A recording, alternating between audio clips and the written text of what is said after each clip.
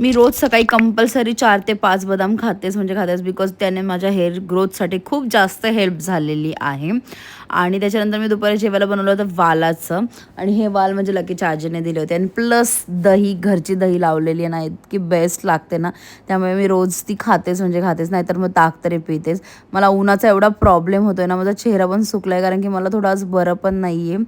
पण log in करायचं जीवावर आलं आहे, पण लॉग इन करावं लागेल, मला काही ऑप्शन नाही आहे. एवढं मस्त लागत होतं ना भाजी आणि दही, खरं सांगते बेस्ट. आणि त्याच्यानंतर माझं एक पार्सल आलं होतं, ते मी यूज नाही केलं, मी यूज करेल आणि मग तुम्हाला त्याचा रिव्ह्यू देईल. एक मी हेअरचं प्रोडक्ट यूज केलं, मला सूट नाही झाले, बट मे बी तुम्हाला होऊ शकतं, पण मी तुम्हाला त्याचं जेन्युइन एकदा रिव्ह्यू देईल ना. आणि त्याच्यानंतर मी आज बनवत होते सोल कढी.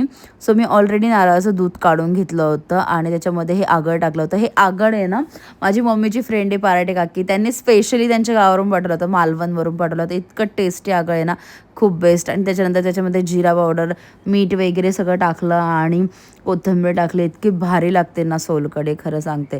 माझी तर जाम फेवरेट आहे, माझ्या पप्पांची, इवन आमच्या घरच्यांची सगळ्यांची सोलकढी फेवरेटच आहे. That's it for video. Okay bye guys, उद्या भेटू. Bye bye.